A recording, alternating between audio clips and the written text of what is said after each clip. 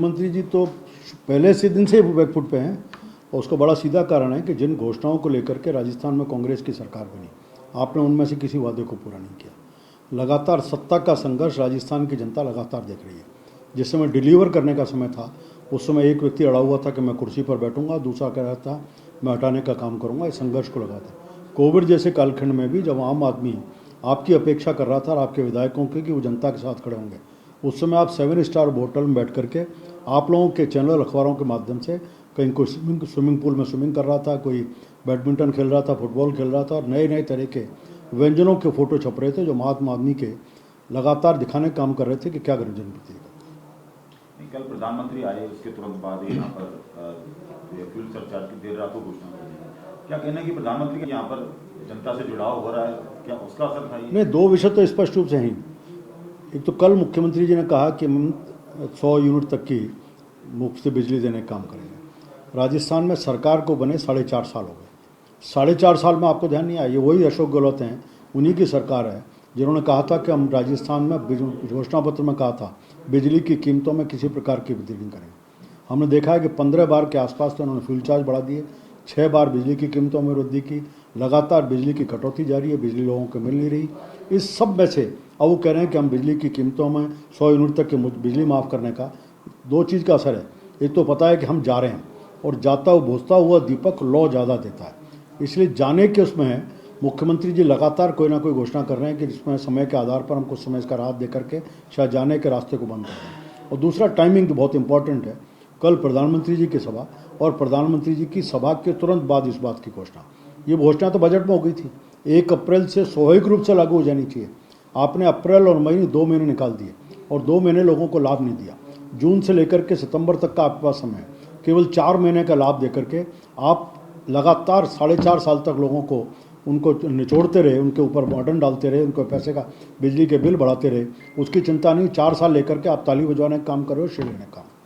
वैसे जो ये करप्शन के मुद्दे जो एक लड़ाई लड़ रहे हैं, कहा यह जा रहा है कि दोनों के बीच में सुलह हो गई है, सब कुछ ठीक हो गया, लेकिन कल जो पायलट का बयान आया उन्होंने कहा कि मैं अपनी मांगों पर कायम हूँ, कहीं भी पीछे नहीं हटूंगा। तो क्या नहीं, मुझे कुछ नहीं कहना, ये तो कांग्रेस का आंतरिक विषय है, इसलिए वो जाने, मुख्यमंत्री जी और सचिन पायलट जी जाने इस बात को। नहीं, भारतीय जनता पार्टी फर्क नहीं है। राजस्थान की जनता लगातार 2020 से देख रही है। जिस समय कोविड में आम आदमी की अपेक्षा थी कि आप साथ बैठोगे, उस समय दोनों ही होटलों में बैठे हुए थे, आम आदमी के साथ नहीं थे, सत्ता का संघर्ष चल रहा था, इसलिए उस संघर्ष में सबको देंगे। आज सचिन जी जिन विषयों को उठाने का काम कर रहे हैं, हम लगातार उन विषयों को बोल रहे हैं। हमने परीक्षाओं के पेपर आउट होने का मामला लगातार उठाया, सीबीआई से रीट की परीक्षा की जांच की मांग की, मुख्यमंत्री जी टालते रहे। आज लगातार एक एक करके सब भ्रष्टाचार के विषयों को हम कटघरे में खड़ा करते रहे, इनके ऊपर जूं नहीं रेंग रही। उस समय भी सचिन पायलट जी जिस समय लोहा गर्म था उस समय उन्होंने चोट नहीं की। आज केवल अपनी सत्ता के संघर्ष में इस बात को बोलने का काम कर रहे हैं। अब तो केवल भ्रष्टाचार का विषय हम नहीं बोल रहे, इस सरकार के मंत्री बोल रहे हैं कि हिंदुस्तान की सबसे भ्रष्ट सरकार है और सारे कीर्तिमान तोड़ने का काम इस सरकार ने किया। सांसद प्रताप सिंह खचेरियावास भी बोल रहे हैं भ्रष्टाचार उन्हीं के डिपार्टमेंट का मामला है, फ्री राशन किट का। वो कह रहे हैं कि 1000 करोड़ की योजना थी और उसे जो है दूसरे डिपार्टमेंट को दे दिया गया, राजपेट को, और उसके साथ साथ में 1000 करोड़ की योजना को 4200 करोड़ की योजना कर दिएगा केवल 2 महीने के अंदर, और राशन किट अभी भी नहीं। मैं तो सचिन जी से एक बात कहूँगा कि सरकार का सबसे बड़ा घोटाला ट्रांसपोर्ट का घोटाला था, उसके ऊपर शांत क्यों है?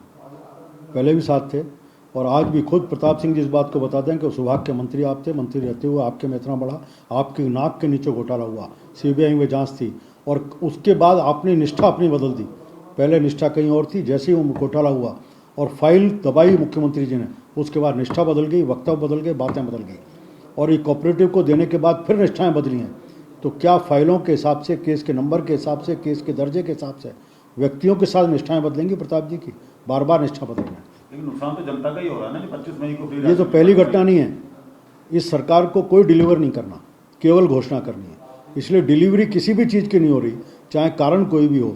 ये सरकार हर चीज़ को रोकने का काम कर रही है और आम आदमी को राहत देने की मंशा नहीं है, इसलिए टालने का काम कर रही है। तो उन्होंने तो आरोप जो है सीधे सीधे मुख्यमंत्री पर लगाए कि मुख्यमंत्री ही चेंज कर सकते हैं इस तरीके का जो, और उन्होंने ये भी कहा है कि ये जो योजना जो चेंज की गई है बिना विधानसभा को जो है किसी को विश्वास में नहीं लिया और अचानक से इसको चेंज कर दिया। तो मुख्यमंत्री मुझे बड़ा, एक मंत्री प्रेस पे बोलता है, चौराहे पर बोलता है, ये विषय कैबिनेट में जाते हैं। और कैबिनेट जॉइंट रिस्पॉन्सिबिलिटी होती है, सब मिल करके निर्णय करते हैं। कभी तो मंत्री कहते हैं कि जयपुर के जिलों का विभाजन हुआ, हमसे नहीं पूछा गया। ये बजट में जो घोषणा हुई थी और बजट पूरा का पूरा कैबिनेट पास करती है, वही बजट आता है फिर विधानसभा के अंदर। आप उस समय आप शांत रहे, आप नहीं बोले, कैबिनेट के अंदर नहीं बोले। ये विषय भी कैबिनेट में आया, जब कैबिनेट में आया तब नहीं बोले, आप चौराहे पर बोल रहे हो।